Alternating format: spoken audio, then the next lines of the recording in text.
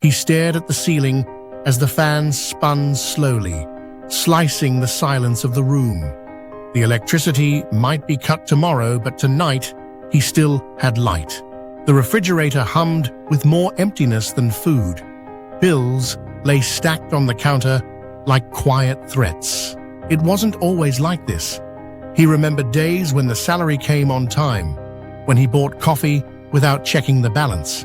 But now, every coin mattered. Every decision felt like a tightrope above the unknown. He wasn't lazy, he wasn't reckless. Life had simply shifted. A job loss, a few bad months, a global storm no one saw coming, and suddenly the floor disappeared. Shame crept in quietly. He stopped answering calls, avoided friends, laughed less. He hated needing help, hated seeing declined on a screen, hated that money could make him feel so small. But what hurt most was the fear of not being enough, of failing his family, of disappointing himself. He walked the streets with his head down, rehearsing fake smiles and "I'm okay." Yet deep inside, something flickered, small but real, a stubborn ember of belief. Because even in darkness, he still dreamed. Even in struggle, he still imagined more. Rock bottom wasn't the end.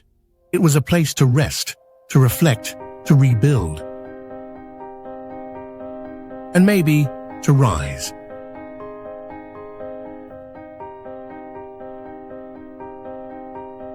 I know this man. I know his fear. I know the tight chest when the rent is due and hope feels distant. Because that man is me.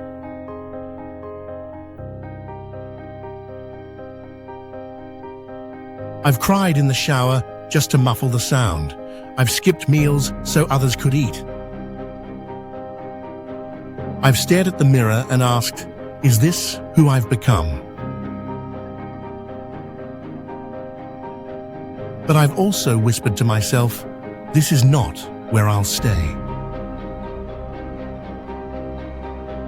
I may be broke today, but I am not broken.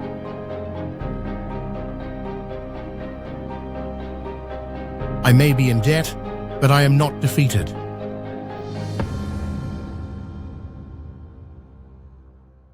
The world measures worth by wealth, but I've started measuring mine by resilience.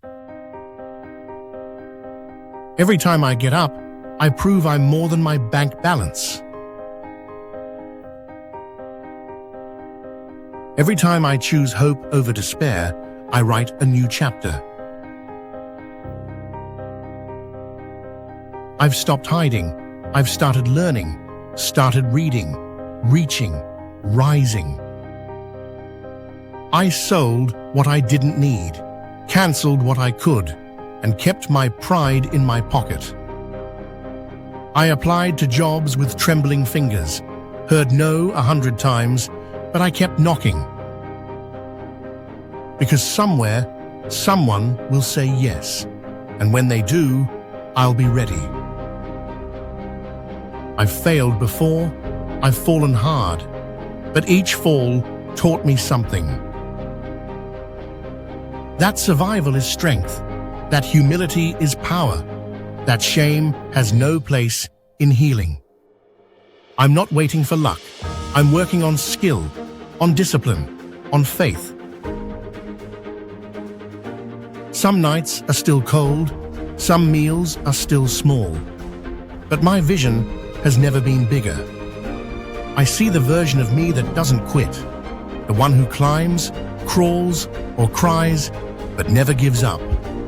And one day, I'll look back and whisper, you made it. If you're listening to this right now, maybe you're here too. Maybe you've been pretending to be okay for too long. Maybe your smile hides bills you can't pay. Maybe you feel guilty for struggling, ashamed for asking, afraid of being judged. Let me tell you, there is no shame in survival. You are not a failure for having less. You are courageous for still trying. You don't have to have it all figured out. You just have to refuse to give up. The world wants you to quit quietly, but I want you to rise loudly. Let them wonder how you kept going. Let them be amazed at your comeback. Take one small step today. Write down a plan. Ask for help. Apply. Learn. Create. You don't need to change everything tonight. Just believe that tomorrow is still yours. Stop punishing yourself for being human. Start honoring the fact that you're still here. There is a future version of you, smiling, peaceful, proud, waiting for you to get there. And that version isn't disappointed in you. That version is cheering for you. You are not your bank account. You are not your past decisions. You are not done. You are becoming.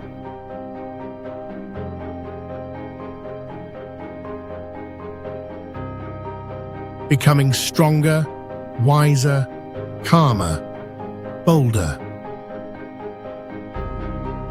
So breathe, reset, begin again.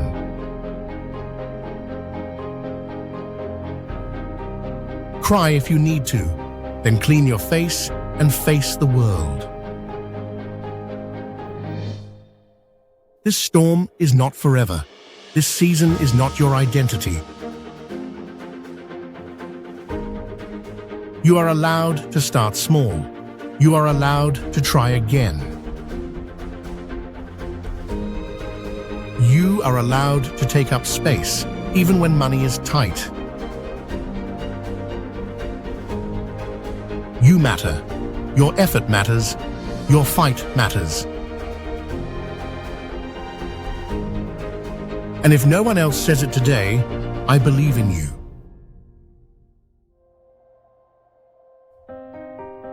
Now go, not because it's easy, but because you still can.